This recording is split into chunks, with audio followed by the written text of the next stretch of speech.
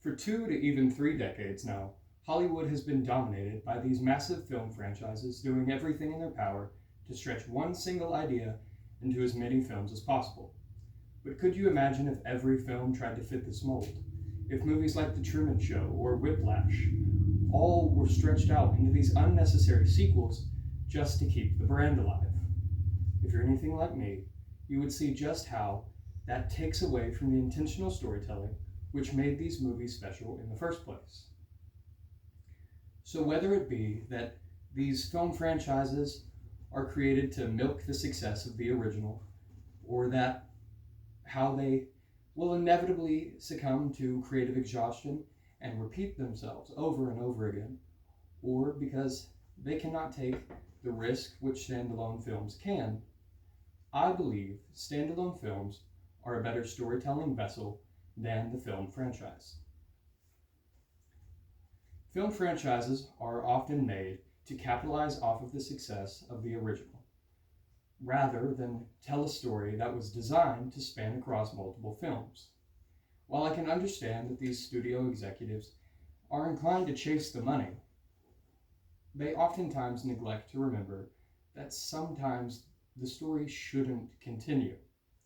We see this most in the 90s direct to DVD Disney sequels, which were not given the care or resources that the original were, and it as such makes them feel like pure cash grabs. This forced continuation often dilutes the original story, making it feel drawn out in a way that it wasn't intended to. But along with this, due to the lower quality and lack of artistic intent behind it, it leads to not just a bad movie, but something that could possibly ruin the legacy of the original. Along with this, film franchises suffer from creative exhaustion. See, they are inclined to follow money, as we established earlier, and so to do this, they rely on the repetitive formulas which they know which they know are successful, which have gotten them to where they are now. A prime example of this is the Star Wars A Force Awakens, which is a direct one-to-one copy of A New Hope, but a much worse version of it. And it shows just how much these long-lasting film franchises rely on familiar story beats and nostalgia rather than being able to just tell a good story itself, making these sequels and long whatever feel like unnecessary and repetitive rather than innovative and important like they started out to be.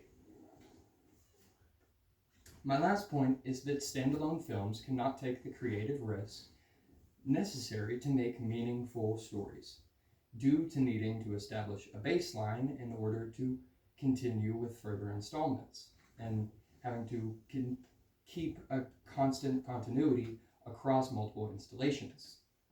See, these standalone films can experiment without worry. They can focus on artistic expression over marketability, and they can make the risk that lead to bold and emotional storytelling, which resonate with the audience more than, well, what we talked about earlier.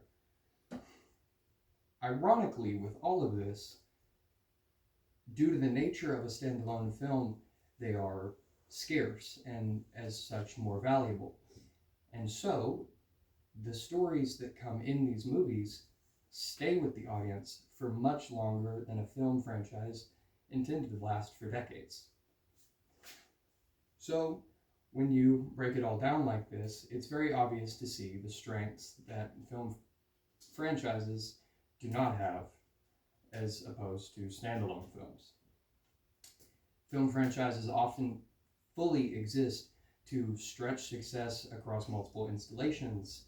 They often fall into creative pitfalls and formulaic repetition. And they rarely take the necessary steps to create a story that has a long-lasting impact with the audience. And they entirely rely on the fact that they stretch out for a long time. This stronger and more effective storytelling method leads me to stay strong in my belief that an individual film is a much more compelling way to tell a story as opposed to a film franchise. And so I hope I've been able to convince you of the same.